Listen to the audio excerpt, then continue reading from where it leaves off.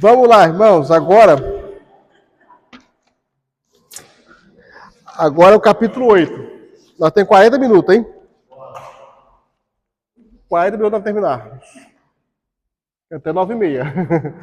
É, 9h30. Agora vamos voltar naquela parte que eu estava lendo, né? A mensagem da Bíblia. O conceito de palavra de Deus dado à Bíblia foge ao natural e requer espiritualidade para que seja compreendido e interpretado corretamente. Só na dimensão espiritual se pode penetrar no universo da inspiração divina existente na Bíblia. Aqui não basta o leitor ser preparado academicamente, pois a inspiração divina carece de ajuda do Espírito Santo, algo especial que nem todos recebem. Análise e as explicações que representam a seguir. Né? Ou seja, para nós compreendermos, irmãos, a palavra de Deus, nós precisamos ter uma inspiração divina. Ou seja, lendo a palavra com reverência, com temor, para nós compreendermos. Até aqueles que gostam de ler a Bíblia, que deita, que rola, né? Não tem nada contra alguém que faz isso, mas, irmãos, preste atenção. Você quer que Deus fala com você, você vai estar de qualquer maneira? Né? É importante isso, você entender isso. Então, é preciso de referência. Fala. Não, aquela aula que você falou isso aí, eu tive uma experiência dessa. Sim. Um dia eu botei minha mesinha lá no meu quarto, e aí eu tomei banho e fui ler a palavra. Eu assim, porque o pijama desse não estava tão indecente. Você colocou o coração. O Deus do céu. Eu coloquei o coração daquela forma. Entendeu? Eu tive essa experiência. Isso é importante.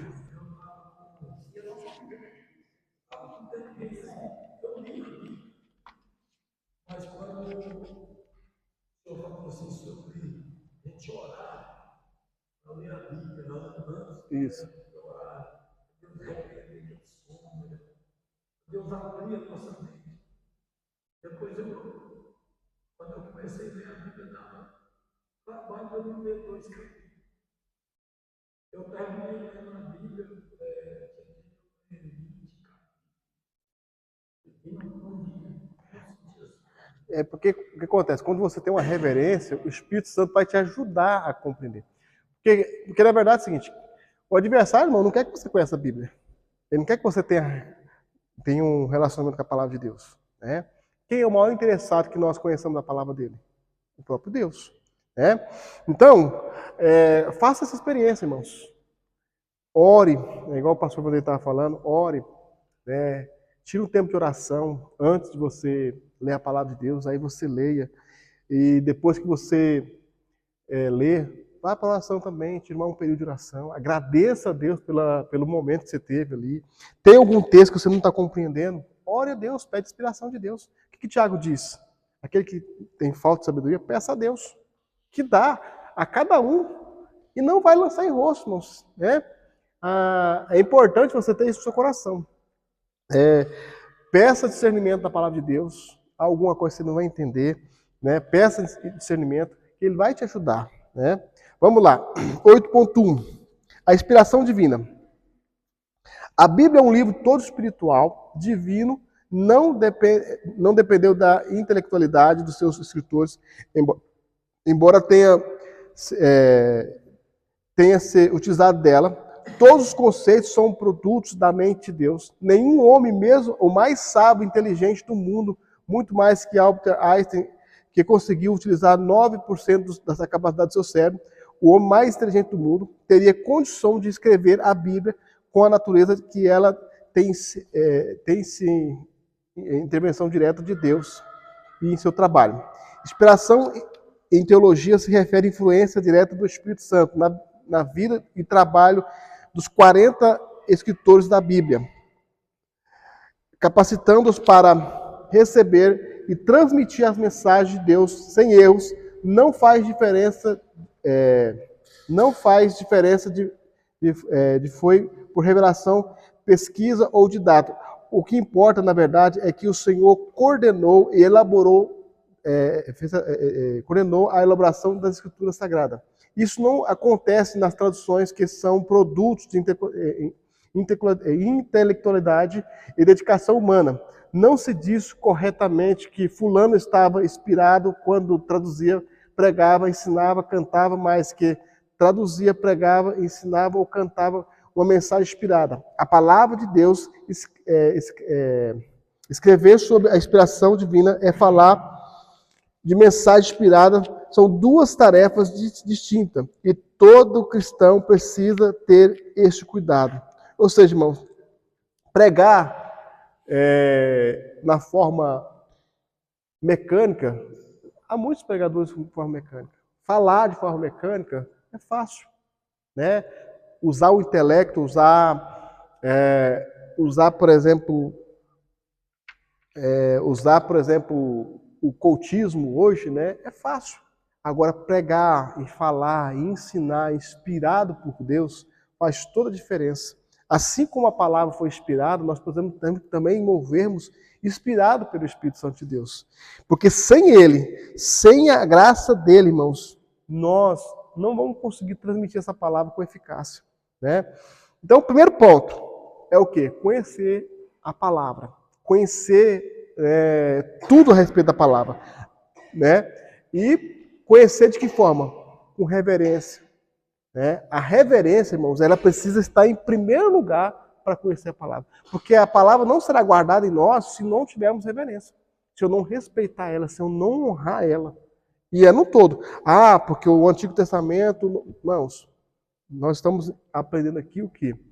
Que para nós entendermos o Novo Testamento, nós precisamos compreender o Antigo Testamento. E o Novo Testamento, o Antigo Testamento, de Gênesis até Malaquias, ele vai falar sobre o quê? Ele é cristocêntrico, então vai apontar para Cristo. Então todo o texto vai apontar para Cristo. Então, o Antigo Testamento fala da lei, enfim, Jesus veio cumprir. Irmãos, ele veio cumprir, mas ele veio nos ensinar que nós também temos que andar debaixo da palavra dele. Né? Ou seja, nós não temos que desonrar nenhum texto, nós temos que cumprir a palavra de Deus, compreender o que ele nos ensina através da palavra. E como nós vamos compreender isso? Estudando, respeitando cada palavra e honrando ela. Né? Quero pregar com interpretidez, quero pregar com inteligência. Irmãos, não é eloquência. As pessoas confundem eloquência com graça de Deus. Né? Billy Graham, os maiores pregadores do passado, irmão, ele pregou com muita eloquência? Não. Ele pregava manso. Mas o que ele tinha de diferente? Ele tinha a graça de Deus. Né? Billy Graham, ele pregava com graça. Palavras simples, mas com graça. Simples como pastor. Não era uma palavra enfeitada. Ele não falava do grego, do hebraico, do aramaico. Não. Nós estamos aprendendo isso aqui, irmãos, para que ninguém os engane, né? Você não vai usar isso numa mensagem. Ah, porque eu aprendi aqui do grego. Não, irmãos, não tem nada a ver. Por isso que eu falo para os irmãos, a Bíblia que nós estudamos, aprendemos, é a fiel. Ela vai falar uma linguagem que todos vão compreender e precisa procurar muitos argumentos, o hebraico, do aramaico, né? Porque José falou. Nós temos muitas referências sobre isso, mas não há necessidade de você querer apoiar isso. A própria Bíblia vai te dar esse respaldo, né? E como que eu vou ter isso? Conhecendo a palavra de Deus, né? Vamos lá. Não se deve usar a expressão pregador inspirado, cantor inspirado, professor inspirado. Seria mais correto dizer pregador ungido, pregador cheio do Espírito Santo, cantor ungido, cantor cheio do Espírito Santo, professor ungido, professor cheio do Espírito Santo. Porque, irmãos, nós teremos algo diferente se nós tivermos o Espírito Santo conosco. Né? Aí há a diferença, sim ou não? Né? Quando você ouve um pregador que não tem nada de graça, o que você vê? Pode ser eloquente, mas se ele tiver Né? E vamos lá, irmãos. Vocês já viram algum pregador assim? Pregando? Mas não tem, não? Tem? palavra cheia de conhecimento, nada de graça. Né? Então, irmãos, às vezes... Eu sempre falo... Eu sempre falo isso, irmãos. Eu vou até onde o Espírito Santo me der. Às vezes vai chegar um domingo aqui que eu vou pregar 20 minutos. O pastor falou um pouquinho hoje. Foi o que Deus falou comigo. Entendeu? Você não vai ver eu enchendo linguiça, não, irmãos. Eu posso dar um estudo aqui, né? Pastor, você tinha 1 hora para falar. Eu falo meia hora. Como os irmãos aqui têm experiência, que eu já terminei culto aqui 8h30, sim ou não, irmãos? Já ou não já? Não, pastor, mas você deixou meia hora. Irmãos, eu não vou encher linguiça. Eu não vou falar besteira. Eu não vou falar aquilo que Deus não me deu. Se acabou aqui, irmão, acabou. Eu sou uma pessoa, irmãos, tem pouco tempo que eu estou aqui, vocês vão aprender a me conhecer, irmãos. Eu vou pregar aquilo que Deus falou comigo. Se encerrou, irmãos, se eu não falei mais, pronto, acabou. Né? Eu não vou fazer... Igual uma vez eu fui convidado para pregar numa igreja, eu não lembro qual foi a igreja, né? E o culto que terminava 9 horas. E o pastor me passou 8:45. Né? E eu falei, pastor, que hora termina o culto? Pastor, 9 horas. Amém. Preguei, cumprimentei os irmãos, li o texto, fiz uma oração. Acho que eu não consegui, irmãos. Eu não consegui. Eu não consegui falar a introdução. Falei, irmãos, vamos colocar de pé. Eu tinha orado com os irmãos, falei, vamos colocar de pé. Numa próxima oportunidade, eu olhei para trás, né, o pastor estava na minha retaguarda, falei, pastor, numa próxima oportunidade, o senhor me convida, o senhor me dá um tempo hábil, porque não dá para me pregar. Eu não vou... Não pode pregar. Falei, não vou pregar.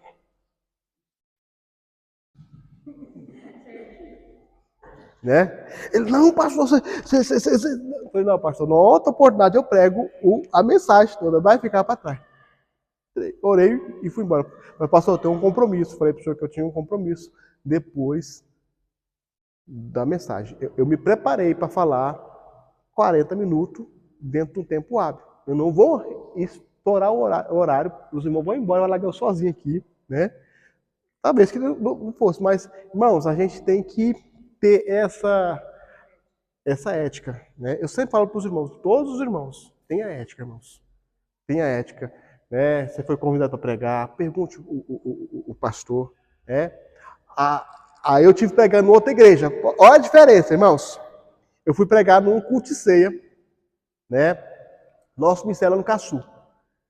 E pastor, que hora que termina o culto? Pastor, o senhor pode pregar até a hora que você quiser. Eu não tinha outro compromisso. Ele me passou 8:45. Falei, pastor, você tem certeza para falar isso para mim? Ah, pastor, então você quebrou a ética? Não. Ele falou assim, ó. Eu falei, irmãos, deixa eu pegar. O pastor me passou agora, falta 8:45. Até que hora que eu posso pregar, irmãos? E se eu tiver algum irmão que murmurar, eu prego até 9:15 e vou embora. Ele falou assim, pastor, a hora que o senhor quiser. O povo falou, eu entreguei o microfone de volta, faltando 8:15. Né? Eu falei, 1 hora. Né? Mas eu fui preparado para falar 1 hora. O pastor falou assim, pastor, você pode ficar tranquilo. Eu falei assim, lá na igreja, eu não faço isso não. Se eu fizer isso lá, o irmão me deixa sozinho. A culpa é sua. Se o pastor Josué puxar a minha orelha, eu falo que a culpa é sua. Né? O pastor pode ficar tranquilo. Eu falei, então tá bom. Né? Mas é diferente. É ou não é, irmãos? Diferente. Aqui nós terminamos o horário assim, irmãos? Terminamos? Não? Nós terminamos fora do horário? Não. Né? E nós prezamos o quê? Para passar antes, para ter tempo hábil. É ou não é? Amém? Eu parei aonde, irmãos? Esse conceito? Me ajuda aí. Isso. Esse conceito é convencionado entre os teólogos para não se confundir em relação aos escritos inspirados do passado e os ministros surgidos desde o 3º milênio. Cada expressão deve ter seu significado para que não haja confusão de sentido. A Bíblia é um livro diferente dos demais. A principal prova disso é a sua inspiração divina. João 32:8, enfim. A expressão assim diz o Senhor aparece mais de 2.000 vezes, 2.600 vezes no Antigo Testamento e no Novo Testamento, dando autenticidade e confirmando a origem divina da mensagem. A teoria correta com relação à inspiração da Bíblia é conhecida como teoria da inspiração plenária ou verbal das Escrituras. Qualquer outra e mera especulação crítica ou perseguição por isso não merece crédito nem aceitação. Outra coisa importante, irmãos, né? A Bíblia bem diz isso. A gente vê muitas pessoas nos dias de hoje, né? Levantando como profeta e falando que Deus falou algo, né, irmãos? Tem que ter muito cuidado. Assim diz o Senhor. Né? Cuidado, né? Porque é alguma coisa, alguém chegar na irmã Creu e falar assim, irmã Creu, assim diz o Senhor, que vai dar para você uma sabedoria maior que Salomão. Possa confiar nessa profecia? Sim ou não? Por quê?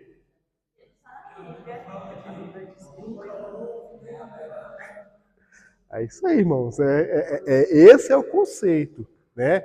É isso que vocês têm que ter no coração. Que ninguém engane vocês. Né? Alguém falar algo para você.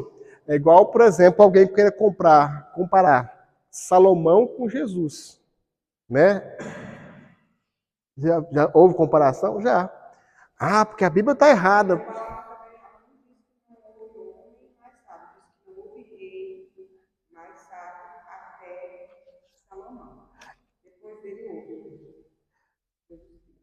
Mas Jesus não se, como diz o outro, não se compara. Por quê? Porque ele é o verbo encarnado. Ele é o conhecimento, é a palavra de Deus encarnada. Então, não dá para fazer a comparação. E ele é Deus, né? Então, assim, homem comum nunca mais houve. Né? Nunca houve e não haverá, irmãos. Não haverá. Né? Não haverá, irmãos. Você pode receber o dom da palavra. Não haverá. Salomão encerrou ali, pronto, com uma promessa que o próprio Deus fez. Vamos lá, terminar onde? A revelação de Deus. Estamos terminando, vamos. Vixe, o negócio aqui é grande.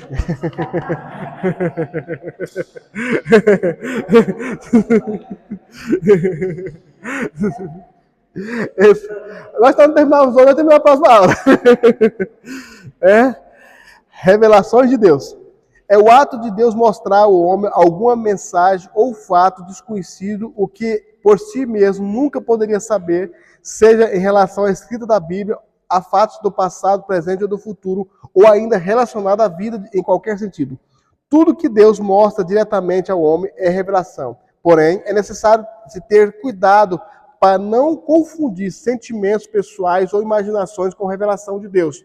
Pode-se imaginar coisas, mas não se deve afirmar que as imaginações são revelações divinas. Na verdade, a revelação divina vem apresentada aos homens por duas formas distintas, geral e especial. As definições que seguem. A revelação geral e a revelação especial são duas formas que Deus tem escolhido para se revelar à humanidade. A geral se refere às verdades gerais que podemos aprender sobre Deus através da natureza. A revelação especial se refere a verdades mais específicas sobre Deus através do sobrenatural. Ou seja, algo que ele vai gerar intimamente com você, com cada pessoa, cada indivíduo. Ele vai revelar algo para você individualmente. Né? A geral já está preposto, né? Já está explícito, né, na verdade. Vamos lá. A pericope citada une as duas formas da revelação divina, numa só. Porém, a seguir se apresenta uma definição esclarecedora, extraída na mesma fonte. A revelação especial é como Deus escolheu se revelar através dos meios milagrosos. Ela inclui aparições físicas de Deus, sonhos, visões, a palavra. A palavra escrita de Deus mais importante, Jesus Cristo. A Bíblia registra Deus aparecendo de forma física várias vezes. Exemplos, Gênesis capítulo 3, versículo 8, versículo 18, 1, Êxodo 3, 1. A Bíblia registra Deus falando a pessoas através de sonhos, Gênesis 28, 12, né? E visões, Daniel, Gênesis 15, Ezequiel 8, 3 a 4, Daniel capítulo 7 a 2, 2 Coríntios 12, 1. Uma parte importante da revelação de Deus é a sua palavra. A Bíblia, a qual também é uma forma de revelação especial, né? Ou seja, através da palavra, Deus se revela a nós, né? E interessante, irmãos, eu estava outro dia analisando uma mensagem que foi pregada aqui, e dentro de mensagem nós podemos ter revelações de textos, né? Igual o dia que aquele pregador Wagner pregou aqui, quem lembra? Né? Ele pregou uma mensagem. Hã? 2 vezes. E ele pregou uma mensagem e Deus me deu assim uma revelação dentro da mensagem que ele estava pregando. Ele estava pregando a mensagem e Deus me mostrando algo mais profundo ali dentro da mensagem, né? Eu até anotei, não tenho aqui para falar para os irmãos, mas Deus me deu uma revelação sobre ali, que dá uma mensagem. Uma hora dessa eu vou pregar ela. Não sei quando, uma hora dessa eu vou pregar. Porque é interessante vocês prestarem bastante atenção no que está sendo pregado, de como está sendo pregado, que às vezes Deus quer te mostrar algo naquele texto, né? E que você, às vezes, se você não prestar atenção, você passa batido. E às vezes Ele quer te mostrar algo, né? E é importante você ter essa visão. Porque revelações de Deus, irmãos, você precisa ter uma sensibilidade muito grande. Principalmente através da palavra. Se você não ter essa sensibilidade, é por isso que nós sempre falamos a respeito de orar, de consagrar, de tirar um tempo assim com Deus, para que Deus possa falar com você e revelar pontos importantes através de palavras, né? Não é só o que está sendo pregado, mas às vezes tem algo que Deus está falando nas entrelinhas que você vai entender, né? De que forma isso? Quando você tem uma sensibilidade espiritual para aprender e para ter essa visão, essa revelação de Deus, né? A Bíblia diz: havendo Deus antigamente falado muitas vezes e de muitas maneiras aos pais pelos profetas, e a nós falou nesses últimos dias pelo Filho, segundo a quem constituiu herdeiro de tudo, por quem fez tudo também o mundo, o qual, sendo o resplendor da sua glória, a expressa imagem da sua pessoa, e sustentando todas as coisas pela palavra do seu poder, havendo feito por si mesmo a purificação dos nossos pecados, assentou-se à destra da majestade nas alturas. A revelação especial é explicada e provada de forma mais profunda com a primeira vinda de Cristo, conforme diz João, capítulo 1, versículo 14, 17, Filipenses 2, 1 a 8. Isso explica que o Senhor é uma carta viva de Deus para a humanidade, assim como a Bíblia é o mesmo instrumento de forma escrita exposta à humanidade, né? Ainda tem uns minutos ainda, irmãos. Vai dar tempo. Vai dar tempo. Alguma pergunta até aí? Perguntas? Não perguntas? Essa classe que está sabendo tudo. 8.3. A iluminação de Deus. E a ajuda do Espírito Santo dá aos cristãos para entender a mensagem inspirada por Deus na Bíblia, compreender e interpretar bem o seu contexto e explicá-la corretamente aos outros. A Vulgata portuguesa diz o seguinte na página 11 sobre a inspiração. Depois de haver declarado no Concílio do Vaticano que os livros do Antigo e do Novo Testamento inteiros e com todas as suas partes, conforme estão elencados no Concílio de Trento, e se acha publicado na velha Vulgata Latina, devem ser consideradas como sagradas, canônicas e devidamente inspiradas. A Igreja explica o que significa inspirado. Ela reputa tais livros sagrados e canônicos não apenas porque contenham a revelação sem nenhum erro, mas porque tenha sido escrito sob a inspiração do Espírito, tem Deus por autor e como tais foram confiados à Igreja Vulgata. Essa é uma tradução, né, e que foi canonizada, que é a tradução que nós usamos hoje, que é a Septuaginta e a Vulgata, né? Pastor, mas qual que nós usamos hoje? É difícil de entender, né? A João Ferreira de Almeida, ela é fruto da Vulgata, né? Algumas traduções, ela é fruto dessa outra aqui que eu né? da Septuaginta, na verdade, da Septuaginta, que são duas traduções. A que nós usa hoje, irmãos, né, a maior parte dela vem da Vulgata, que são traduções que veio do latim para nós. Quem que traduziu eles? Primeiramente, irmãos, Martinho Lutero traduziu o Antigo Testamento todo. Posteriormente, ele conseguiu traduzir o Novo Testamento para a nossa língua, né? E hoje, os textos de João Ferreira de Almeida está baseado nessas traduções. São as mais fiéis possível hoje, né? Lembrando os irmãos, quando você... Quem que tem mais de uma versão de Bíblia na sua casa? Todo mundo tem? Ó, que maravilha! Que bênção, né?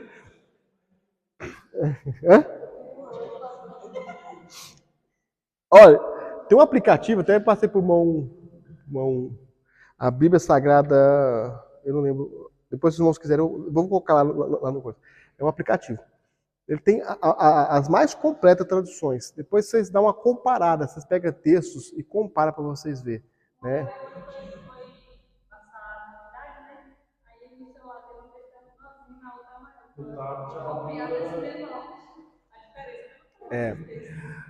É um exemplo.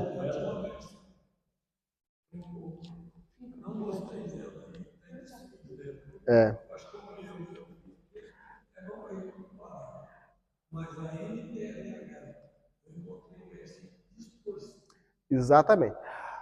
Baixa depois no celular de vocês, se tiver tablet, a Bíblia Sagrada LTF. JFA, isso. JFA. Ela tem várias traduções, você pode baixar elas. Vocês pegam um texto conhecido para vocês entenderem bem melhor o que eu estou dizendo. Pega tipo Salmo 23, né? Salmo 37, tem os assuntos. João 3, João capítulo 3, né? João 14, né? Não se turbe o vosso coração. Enfim, pega um texto como esse e faça uma comparação para vocês verem, né? Então, são textos que pegam parábolas, por exemplo, parábolas de Jesus, faz uma comparação. Pega o Evangelho de Mateus e pega alguma parábola, né, como o bom samaritano. Vocês vão entender o que eu estou dizendo para vocês. Tem assuntos que não encaixam. É por isso que é interessante vocês ter essa autocrítica dos textos, né? Então, aí vocês pegam, por exemplo, igual o pastor falou, a NTLH, né, Novo Testamento em Linguagem de Hoje, né, a NVI, né, que é a Nova Versão Internacional, essa atualizada, elas são mais fiéis. Então, vocês vão entender o que eu estou falando para vocês. Tem assuntos, irmãos, que mudam totalmente o sentido da frase. Então, por isso que tem que ter cuidado, né? É igual nós fazemos uma leitura lá em casa. Lá em casa nós pegamos uma versão só. Só que, detalhe, irmãos, tem Bíblias que tem alguns erros ortográficos ali que vocês têm que observar também, né? Então, assim, é bem interessante você observar. Tem erro ali, você tem que corrigir com a outra Bíblia, né? Então, lá nós lemos todos em casa, lá eu, o João, o Natan, nós lemos, fazemos a leitura de família ali. Aí cada um lê um capítulo, e aí detalhe, cada um tem que estar com a Bíblia na mão, igual a igreja lá, conferindo o que o outro está lendo. O João Lucas, às vezes ele pula uma parte, opa, você volta lá, rapaz, você pulou uma palavra diferente. E tem vezes que nós estamos lendo, de uma Bíblia para outra, não dá diferença, né? Vamos lá.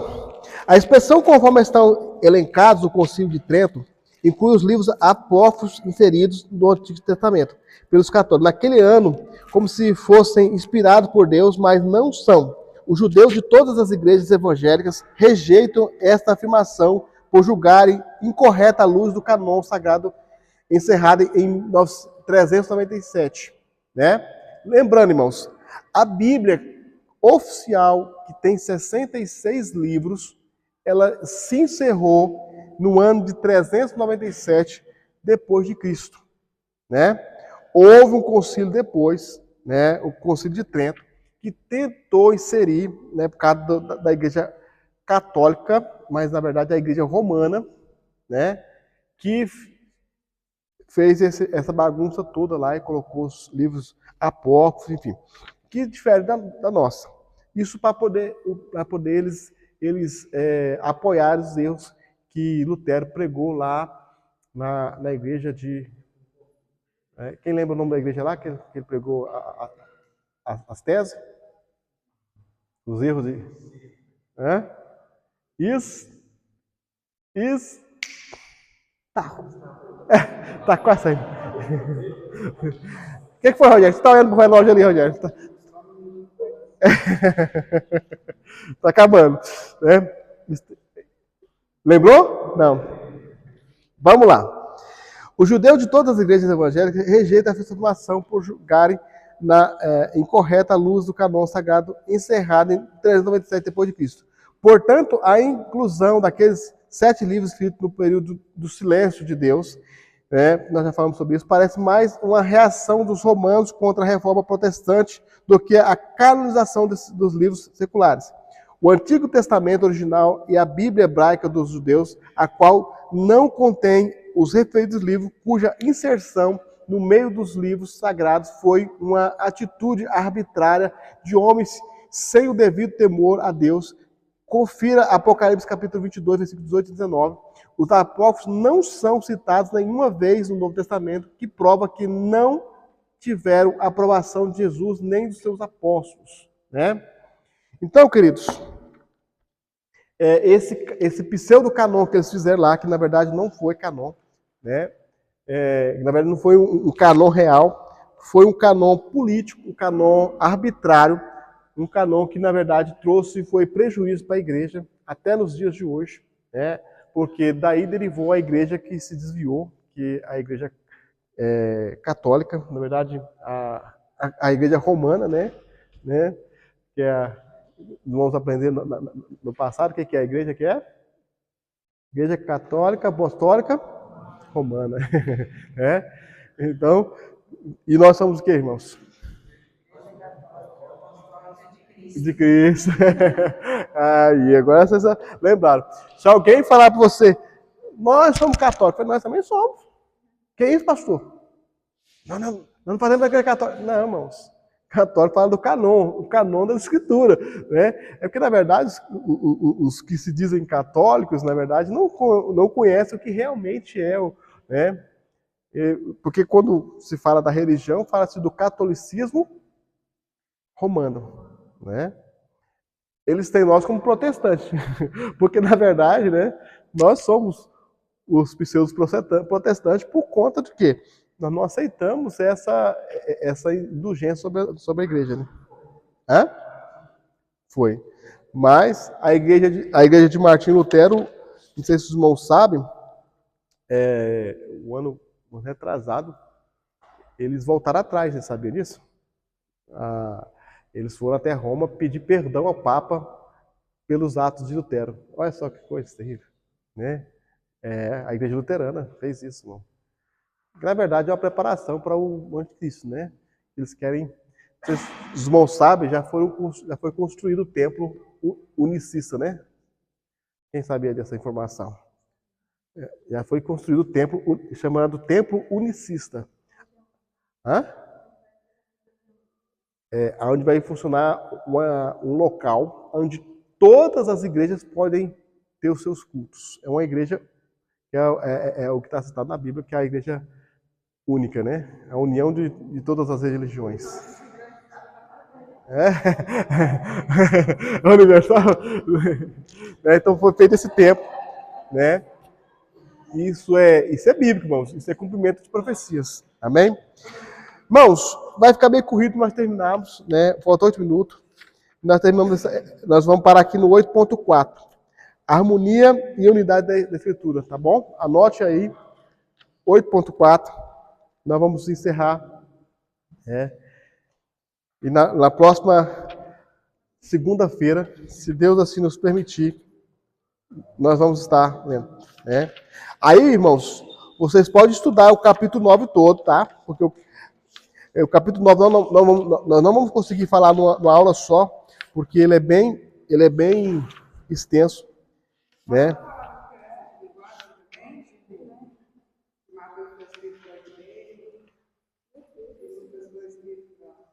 Vamos falar daqui a pouco. Na verdade, assim, nós não vamos conseguir falar aqui, porque nós vamos ter uma matéria que ela chama Evangelhos, e nós vamos falar sobre isso. Evangelhos.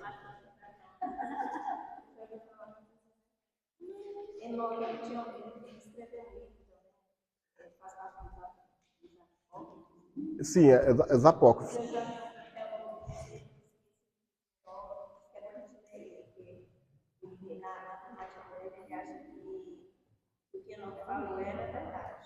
Mas esse Enoque esse livro de Enoque não é o Enoque que foi transladado, não.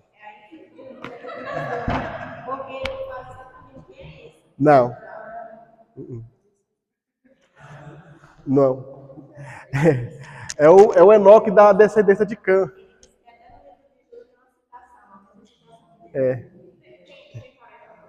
Hã?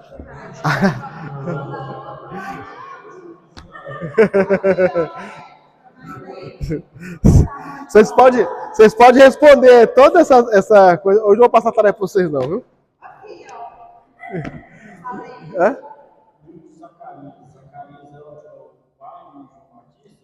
Não. Esse é parente de Macabeus. É Zacarias Macabeu, na verdade. É um dos Macabeus. Porque são vários Macabeus. Pode dar o stop aí. Amém?